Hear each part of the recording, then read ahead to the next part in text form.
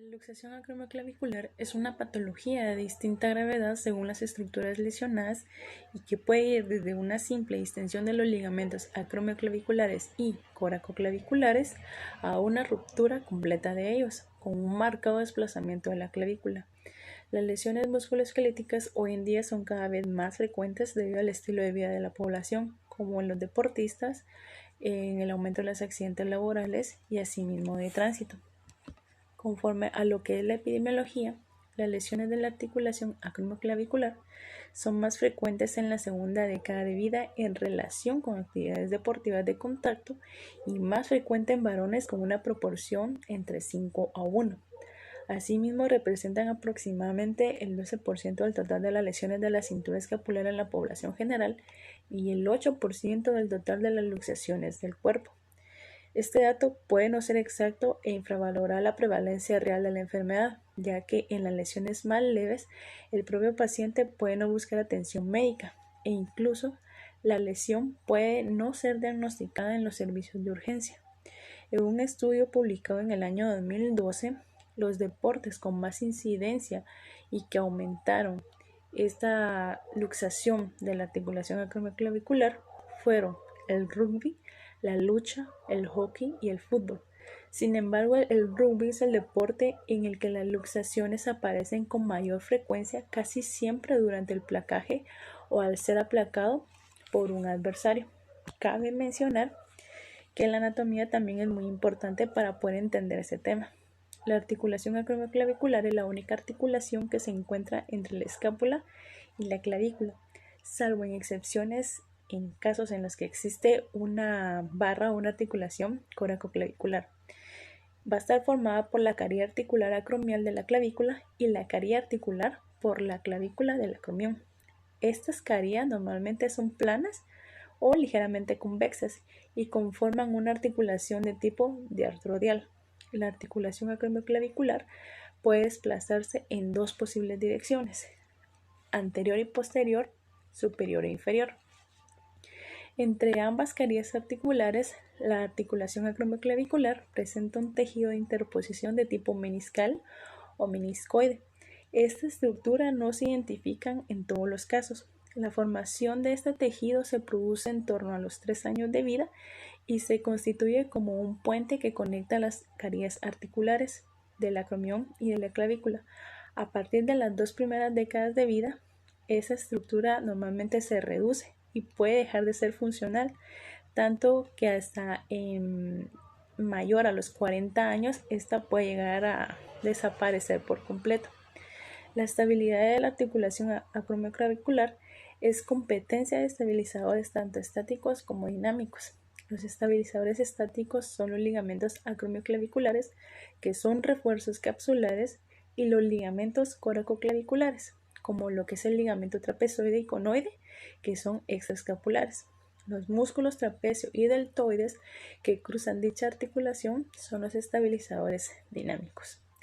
La función conjunta de los ligamentos acromioclaviculares y coracoclaviculares es transmitir las fuerzas del peso del miembro superior a las clavículas y de estas hacia el tórax. También se encargan de dirigir el movimiento de la clavícula durante los movimientos del hombro en lo que son todas las direcciones. Esta es una tabla donde se muestran las diferentes funciones de los ligamentos coracoclaviculares y de los ligamentos acromioclaviculares. Para describir un poco lo que es la fisiopatología, conforme a lo que es el mecanismo de producción, se puede producir por un mecanismo directo, que es el más frecuente y que es un traumatismo directo en la región superolateral del hombro con el brazo en aducción. La clavícula descansa sobre la primera costilla y esto va a bloquear el desplazamiento hacia abajo de la clavícula. El acromión se desplaza distal y medialmente, y si la clavícula no se fractura, entonces se van a estirar los ligamentos acromioclaviculares y posteriormente se van a romper, seguido de los ligamentos coracoclaviculares y la fascia deltotrapecial. En este momento, la extremidad superior pierde su suspensión de la clavícula, aunque convencionalmente se ha pensado en que se produce un desplazamiento superior de la clavícula. La principal deformidad acá es el desplazamiento inferior del hombro, y que normalmente va a suceder durante una caída sobre el hombro sin las manos libres, como lo es la caída en bicicleta, ¿verdad? El rugby, como antes había mencionado, donde el balón va a estar entre las manos. El hockey, ¿verdad? Sujetando el stick con ambas manos. También existe un mecanismo indirecto, ¿verdad? Que acá la fuerza resultante de una caída con la mano en extensión va a dirigir la cabeza humeral contra lo que es el acromión, elevándolo y pudiendo provocar diferentes grados de la lesión en el ligamento acromioclavicular, según la intensidad de la fuerza, pero rara vez en los ligamentos coracoclaviculares. También se puede lesionar la articulación acromioclavicular por un mecanismo de tracción aplicado sobre el miembro superior, aunque este mecanismo es excepcional. Asimismo, también la clínica de la luxación acromioclavicular. Acá el paciente va a presentar dolor en el extremo de la clavícula y también limitación funcional en ese hombro. Puede apreciarse deformidad y asimetría con respecto al hombro contrario según el grado de afectación. A la palpación el paciente va a sentir un dolor intenso. También tenemos lo que es la valoración por diagnóstico. Acá se puede incluir lo que son las maniobras específicas para la valoración de la estabilidad, que en este caso se va a evaluar la estabilidad horizontal antero-posterior para valorar lo que son los ligamentos coracoclaviculares. En este caso, pues se encuentra lo que es la maniobra de cross arm adduction, y acá se va a evaluar el hombro en flexión y aducción máxima para valorar lo que es el dolor en la articulación acromioclavicular. También se encuentra lo que es el signo de cajón, ¿verdad? Que puede ir desplazado hacia anterior, ¿verdad? O sea, también llamado cajón anterior, donde acá el paciente en esa situación tiende a estabilizar el hombro y se coloca el dedo pulgar en la cabeza humeral en la parte posterior y ejercer una fuerza para empujar la cabeza humeral hacia adelante. También está el cajón posterior, acá donde el paciente también se encuentra esta estación, va a estabilizar el hombro y se coloca el dedo pulgar en la cabeza humeral en la parte anterior y ejerce una fuerza para empujar la cabeza humeral hacia atrás. La estabilidad vertical superior e inferior para valorar los ligamentos coracoclaviculares se hacen por medio del signo de la tecla. Al presionar la clavícula, esta se reduce y al soltar, esta vuelve a levantarse o a desplazarse. Asimismo, también es importante la valoración de la articulación glenohumeral por medio del test de O'Brien. Acá se va a evaluar lo que es el hombro en flexión y en aducción de 10 grados. La supinación del brazo va a provocar dolor en lo que es la articulación acromioclavicular y también la valoración del manguito rotador, dado que pueden presentarse lesiones asociadas. Asimismo, también lo que es la valoración de la disinesia escapular, presente en algunos casos de la luxación acromioclavicular de lo que es alto grado. Cabe mencionar que también es muy importante la clasificación de la luxación acromioclavicular.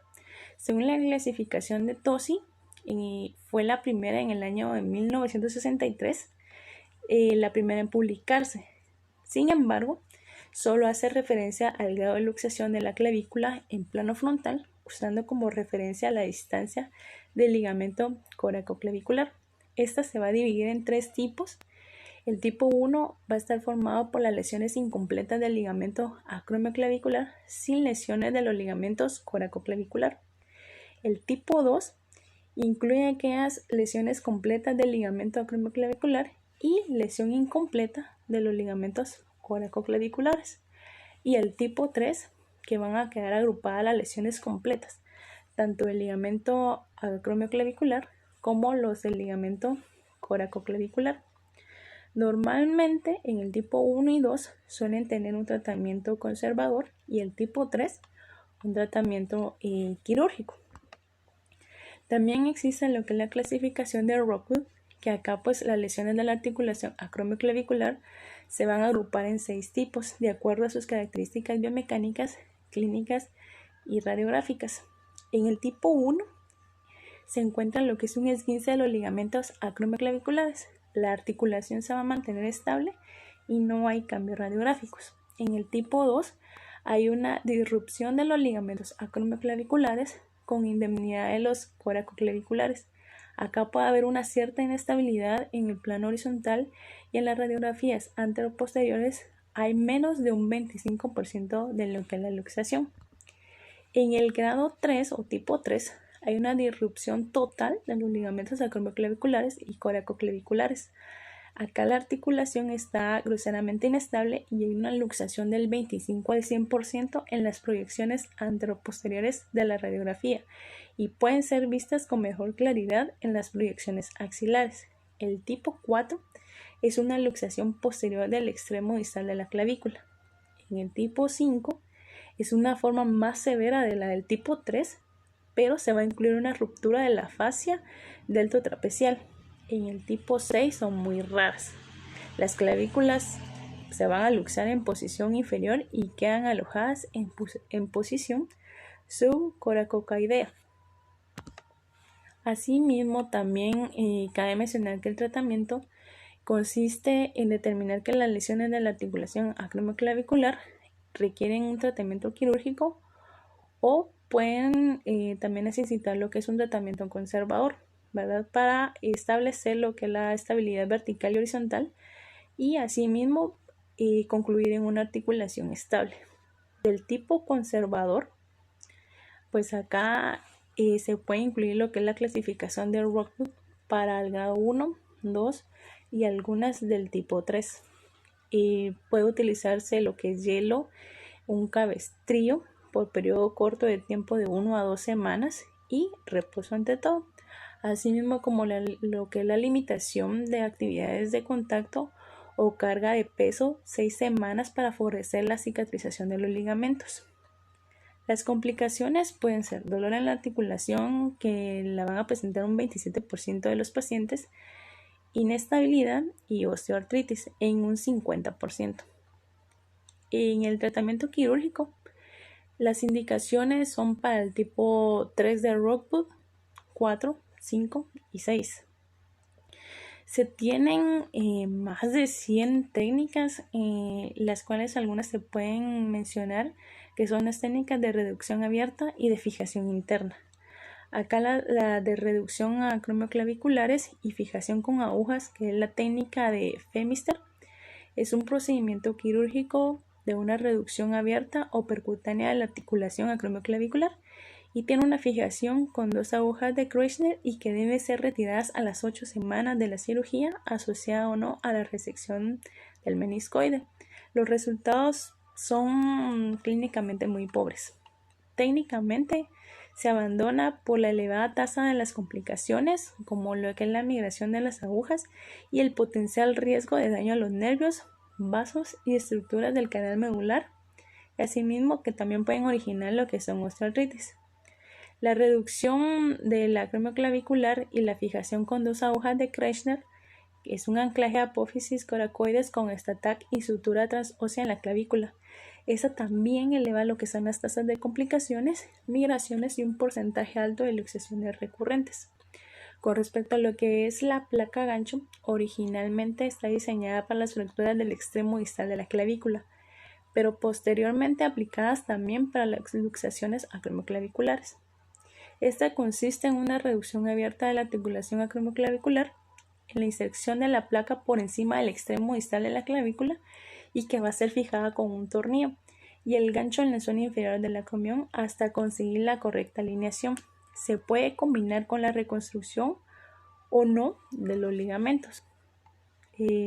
También esta tiene buenos resultados funcionales y tiene una elevada tasa de complicaciones como fracturas acromiales, doblamiento de la placa, artritis en lo que es la articulación acromioclavicular, intolerancia al material con necesidad de retirada del mismo, que es recomendable hacia lo que son los 3 meses por osteólisis de la superficie inferior del acromión. También se puede utilizar un tornillo de Bosworth, ¿verdad? Que es un procedimiento quirúrgico que va a estabilizar la articulación acromioclavicular mediante un tornillo de la clavícula a coracoides percutáneo, combinado o no con la reconstrucción de los ligamentos coracoclaviculares. Este va a ser recomendable a las 8 o 12 semanas, ya que el tornillo hace de fijación temporal hasta la cicatrización de los ligamentos. Esta se puede combinar con la reconstrucción o no, si es necesario, de los ligamentos coracoclaviculares. Las complicaciones que puede llegar a tener esto pues es una fatiga del material debido al movimiento entre la coracoides y la clavícula.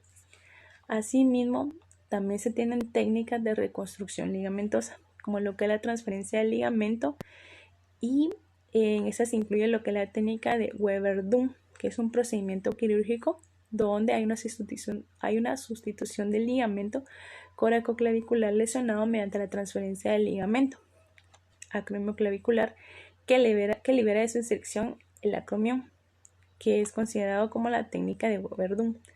Se asocia a la resección del extremo distal de la clavícula y se transfiere el ligamento acromioclavicular hacia esa región con o sin chip de hueso. Un lazo de sutura entre la clavícula y la coracoide se puede añadir para proteger la transferencia del exceso de cargas durante el proceso de cicatrización, permitiendo una rehabilitación más precoz. Asimismo, también se puede incluir lo que es la reconstrucción de los ligamentos coracoclaviculares, que este es un procedimiento que va a consistir en la reconstrucción de los ligamentos propiamente dichos mediante un injerto biológico generalmente autólogo, semitendinoso preferentemente, u otros como el glálisis palmar menor o mayor, o aloinjerto, que deriva de la tibial anterior. Se asocia a resección de unos 8 milímetros del extremo distal de la clavícula para evitar dolor posoperatorio derivado de la condrólisis. Se fija el injerto a la base del coracoides con un arpón o se hace un bucle, pasando posteriormente a través de uno o dos agujeros labrados en la clavícula para mimetizar el recorrido de lo que es el ligamento conoide y trapezoide. Acá se va a reducir la luxación y el extremo distal del injerto tendinoso se pasa a través de la articulación acromioclavicular hacia la zona anterior del acromión, donde se labra otro agujero para que éste y luego pase y vuelva hacia el extremo distal de la clavícula, donde se vuelve a reinsertar. Clínico tenemos a un paciente de 25 años de edad que se encontraba haciendo deporte y sufre una caída en el hombro izquierdo. Al momento el paciente solamente presentaba dolor e impotencia funcional. El paciente decide consultar a su centro asistencial más cercano, el cual le deciden hacer una radiografía y le diagnostican una luxación acromioclavicular. Entre los signos característicos que apoyaron a dicho diagnóstico estaba el signo de la tecla, el cual consiste en una rotura de los ligamentos que unen la escápula a la clavícula. Aparece un escalón en la articulación acromioclavicular. Si empujamos con un dedo el extremo distal de la clavícula hacia abajo, esta área se reduce y se vuelve a luxar si dejamos de hacer presión. En el tratamiento únicamente se le dejaron un vendaje de Valpeu durante 4 a 6 semanas sin complicaciones. Vendaje blando. Es una técnica por medio de un vendaje que limita el movimiento que produce dolor, denominada también técnica blanda o técnica de contención, ya que su aplicación se lleva a cabo fundamentalmente con vendas blandas. En el vendaje encontramos diversidad de tipos de vendaje, o tipos de venda. En este tipo de vendas tenemos elásticas, de algodón, cohesivas, adhesivas, extensibles, inextensibles y combinadas con yeso oportunamente para mantener el alivio. Entre las indicaciones para la utilización de este tipo de vendas está fijar apósitos o medicamentos tópicos, limitar el movimiento de la parte afectada, fijar férulas e impedir que éstas se desplacen. También fijar en su sitio los aparatos de tracción y favorecer el retorno de la circulación venosa. También se pueden utilizar en las distensiones ligamentosas de primer grado y en algunas de segundo grado, en la prevención de laxitudes ligamentosas, fisuras de huesos largos, fisuras de costillas y esguinces intercostales, también después de la utilización del yeso y en las descargas de tendinitis y descargas de fascitis plantares. Hay normas generales para la realización de este tipo de vendaje, entre las cuales están lavado de manos antes y después de cada vendaje, impedir contacto entre las zonas dérmicas aislándolas con gasas, proteger las prominencias óseas antes de vendarlas y la utilización de la venda más adecuada para los fines del vendaje. Iniciar el vendaje con una mano, sosteniendo el rollo con una mano y el extremo inicial con la otra. No iniciar o finalizar el vendaje sobre una herida o bien sobre un área donde el paciente vaya a ejercer alguna presión. Y vendar siempre del área distal a la proximal. También vendar de manera uniforme y firme y cubrir 2/3 del ancho de la vuelta anterior. La presión y la tensión deberá mantenerse igual desde el inicio al final. En caso de colocar un apósito, cubrirlo prolongado, el vendaje unos centímetros más en el extremo y dejar el extremo distal libre para poder comprobar la vascularización, la movilidad que tenga esta parte del cuerpo. Fijar el vendaje con esparadrapo y revisar siempre que el vendaje haya quedado adecuadamente. Vendaje de valpeado. Para este tipo de vendaje se utiliza un vendaje tubular número 4. Se debe almohadillar la zona de sostén y anclaje donde el vendaje pueda presionar evitando compromiso del retorno venoso. Se inmoviliza el brazo al tórax con el codo en flexión y el antebrazo contra el abdomen. Los tipos de vendajes pues varían, pero todos incluyen una aplicación circunferencial de la venda de brazo contra el tórax y un soporte de tipo cabestrillo en antebrazo. Este vendaje inmoviliza la cintura escapular, incluyendo escápula, clavícula y húmero, y asimismo las articulaciones. ¿Qué beneficios encontramos al utilizar este tipo de vendaje? Pues proporciona un alivio del dolor, mayor libertad de movimiento, evita complicaciones como lo son la atrofia o pérdida de movilidad, permiten el movimiento temprano de la zona y ayuda a evitar la consolidación de edemas. Previene las deformidades o malas posturas y ayuda a la inmovilización. Inconvenientes. Tenemos, permite cierta movilidad de la articulación y esto puede dar paso a abusos de movimientos del paciente, con lo cual puede empeorar la lesión. Necesita usarse durante un tiempo prolongado y en caso de atletas y deportistas pues son muy efectivos, ya sea para algún partido o alguna carrera, pero si las molestias persisten pues debe buscarse otro tipo de tratamiento. Pueden perder tensión con los días y necesita cambios constantemente. ¿Qué contraindicaciones también encontramos en esto?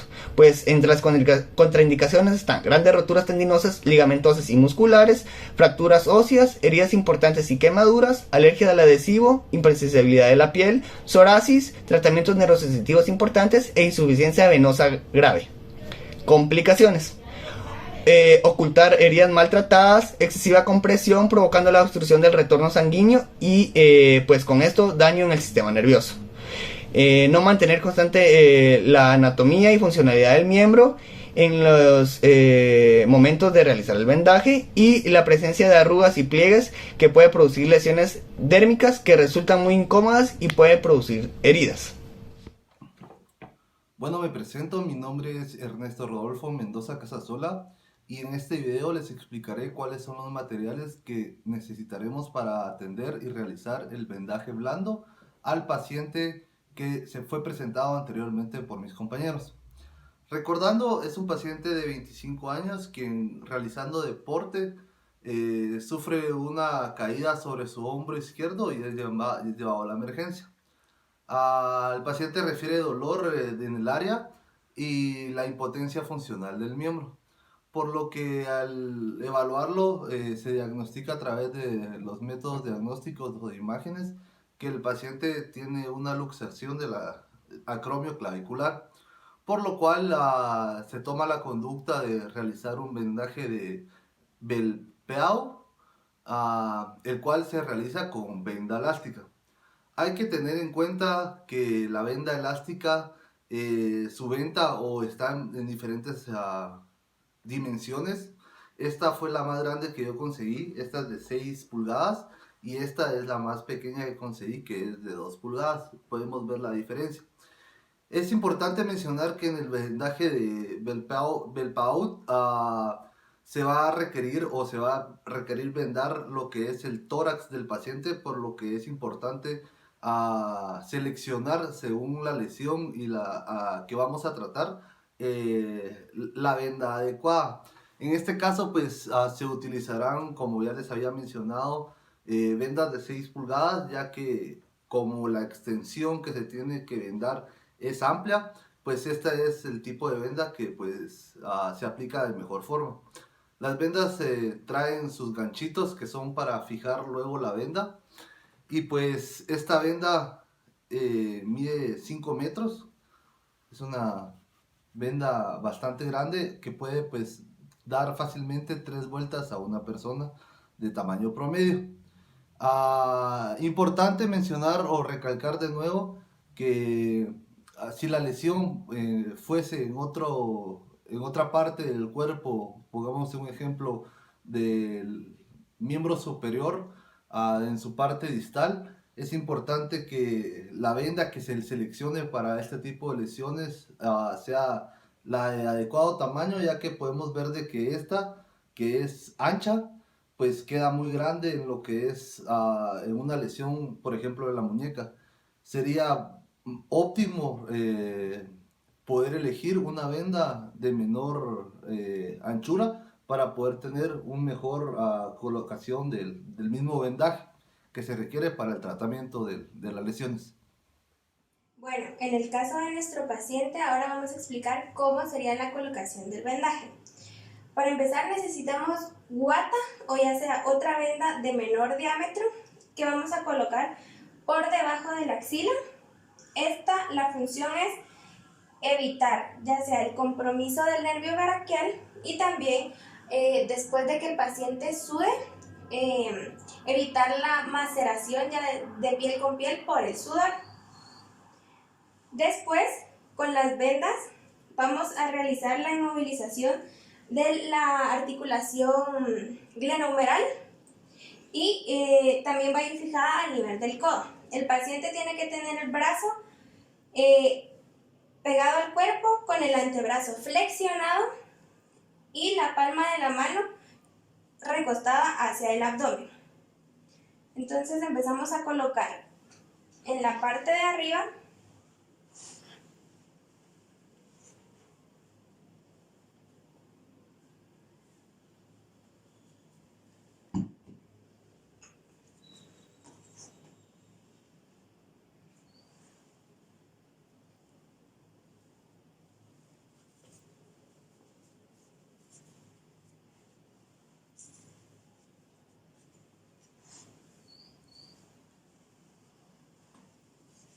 tratando de que la venda quede bien estirada.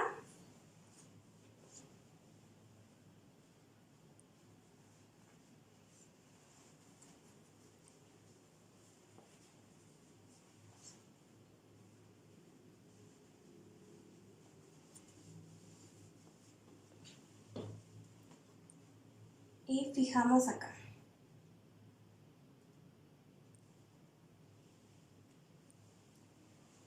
Posteriormente con la otra venda, esta la vamos a utilizar y nos va a servir como cabestrillo para el brazo, para el antebrazo.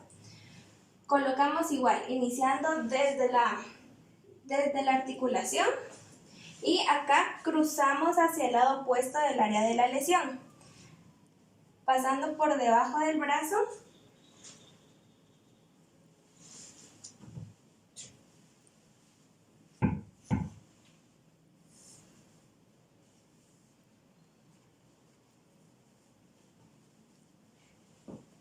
Igual, acá tiene que ir bien estirada.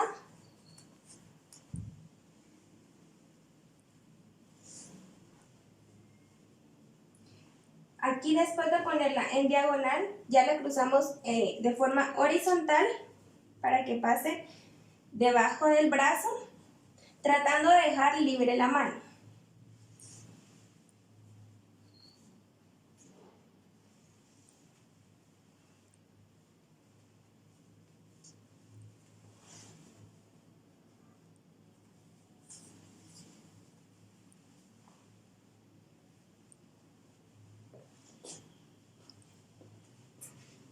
Y por último, fijamos en la parte final de la venda.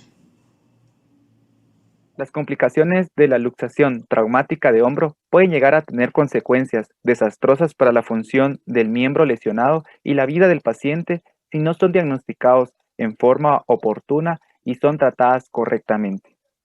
Dentro de ello podemos ver nosotros que es evidente el compromiso de las estructuras vasculonerviosas debido a la localización que adquieren estas. Dentro de ellas podemos mencionar nosotros lesiones cerradas de la arteria axilar, trombosis de la vena axilar y humeral y lesiones de los troncos medio y posterior del plexo braquial. Las lesiones de la arteria axilar deben de hacernos sospechar en todo paciente con un hematoma axilar en la pared del tórax o el brazo, un déficit neurológico coexistente y este siendo una indicación precisa para la realización de una arteriografía.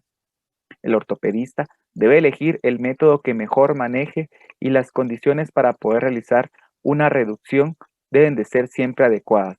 De lo contrario, nosotros podríamos tener complicaciones propiamente dichas del vendaje que utilicemos.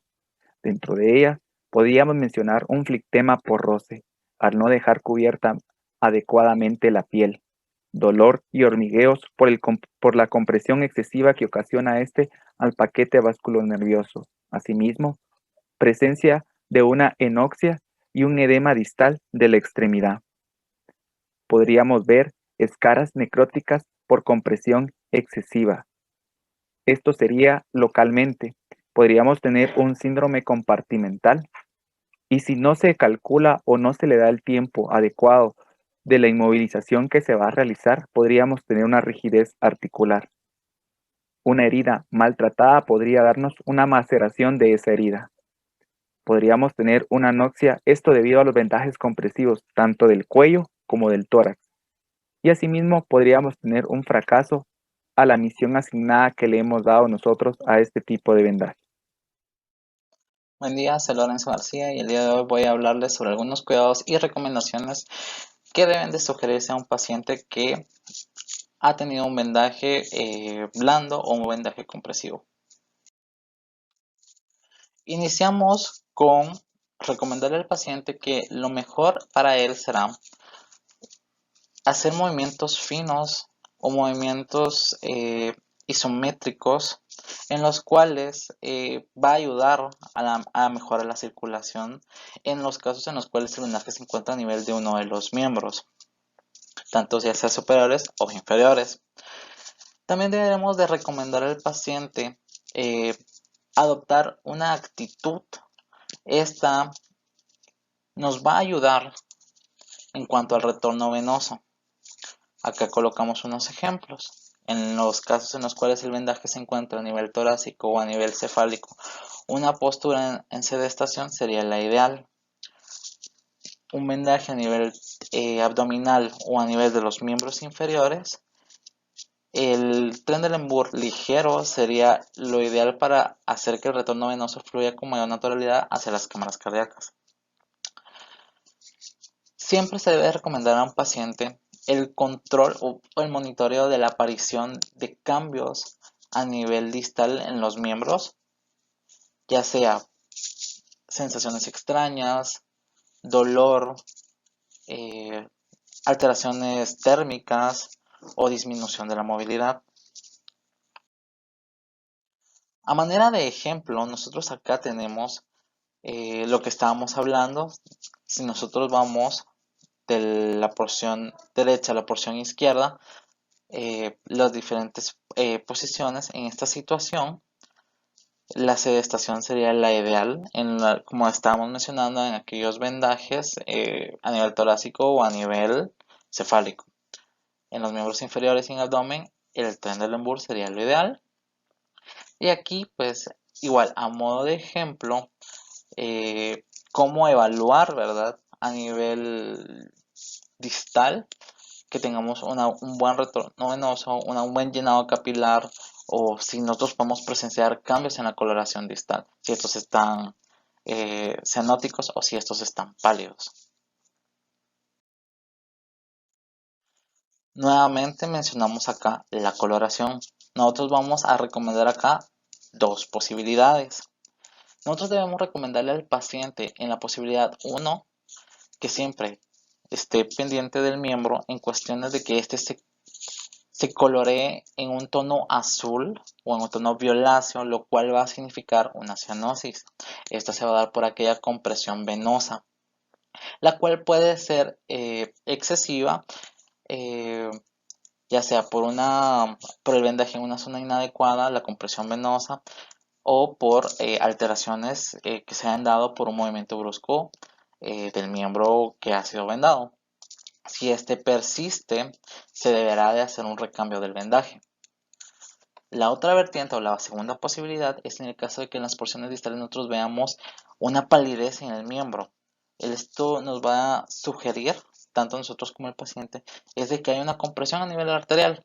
Entonces, en esto es necesario el retiraje del vendaje y colocar uno nuevo con un menor nivel de compresión. A medida de ejemplo, en la porción izquierda, pues ustedes pueden observar, lo que sería una mano pálida versus una mano con una coloración normal. Y en la porción derecha, nosotros a medida de ejemplo podemos ver los cambios que se pueden dar en las porciones distales, ¿verdad? Esa coloración azulada violácea. Esto, como nuevamente repetimos, a medida de ejemplo. Adicionalmente, se le debe de recomendar al paciente que si él tiene dificultades en la realización de movimientos isométricos o en la realización de movimientos realmente finos a nivel distal, eso puede significar un compromiso nervioso, en este caso de fibras nerviosas motoras, por lo cual el vendaje deberá ser sustituido por otro menos compresivo. Igualmente, se le debe de recomendar al paciente estar al pendiente de todos aquellos cambios a la sensibilidad, ya sea el frío-calor, ya sea el dolor o cualquier otra sensaciones de tipo hormigueo que pueda presentar, que eso también va a ser una señal para un recambio de vendaje. Se deberá de vigilar, ya sea por molestias o dolor en las zonas donde hayan prominencias óseas. Esto se debe, tanto como nosotros como médicos como para ellos, en esta zona se debe de aplicar mayor protección y estas deben ser almohadilladas para evitar estas lesiones y posteriormente que estas lesiones puedan macerarse o bien ulcerarse. Como se mencionaba, se debe mantener el vendaje seco con la finalidad de evitar la maceración del tejido que está siendo vendado. En aquellos casos en donde aquellos casos en los que hay una lesión traumática, a los días siguientes a la colocación de la venda, la inflamación puede que ceda. Esto nos va a llevar a que el vendaje quede suelto por la disminución de la presión del mismo y con ello la efectividad del mismo no sea la que nosotros necesitamos. En estos casos se va a precisar un recambio de vendaje, si desde ser necesario. Ahora bien, si aún después de haber disminuido la presión, la inflamación, en la zona vendada, la presión del vendaje es buena, podría dejarse el primer vendaje. En los casos en los cuales se ha colocado un vendaje de tipo tubular y debe ser retirado, pues se recomienda que este debe ser retirado durante la noche y colocado nuevamente en decúbito antes de levantarse. Acá, a medida de ejemplo, ustedes pueden ver en la imagen de la izquierda cambios macerativos que se dan a nivel del miembro superior. Esto puede ser una consecuencia por un vendaje o una manipulación la cual se mantuvo húmeda, como bien lo mencionábamos en el fundamento teórico anterior. En la porción derecha de esta diapositiva, pues ustedes pueden ver lo que nosotros hablábamos. Por ejemplo, al momento de la lesión traumática, en su momento, acá nosotros podemos ver que el miembro se encuentra inflamado, pero con el pasar de los días esta inflamación puede que ceda y este vendaje quede suelto, por lo cual deberá soltarse y hacerse nuevamente, siempre cuidando las prominencias óseas y que lleven un vendaje que recubra las porciones óseas, ¿verdad? Para que estas no lleguen a ulcerarse. Debemos de recomendar el reposo relativo, esto con un tiempo que va a ser dependiente del tipo de la lesión. Podemos recomendar asimismo la aplicación de hielo en zonas circunscritas a donde se encuentra el vendaje, donde se encuentra la lesión per se, ya sea para reducir el calor local y al mismo tiempo reducir la inflamación que pueda producirse ahí. Sin embargo, es recomendable también que el hielo mismo no se aplique por tanto tiempo o bien que se aplique directamente en la zona de la lesión porque esto puede generar una quemadura por frío. Si se presenta ese dolor, el paciente puede tomar analgésicos para mejorar las molestias, pero estos deberán ser indicados por su médico. Se hace hincapié en la observación de la región, como hemos venido hablando, vigilando por cambios de coloración, cambios térmicos, cambios a la sensibilidad y al movimiento. El médico deberá estar involucrado en el plan para iniciar la rehabilitación, así como el momento para retirar el vendaje. Esto es muy importante, porque así se alcanzan los objetivos de la terapéutica y los resultados son óptimos. Espero que estas recomendaciones les sean útiles. Muchas gracias.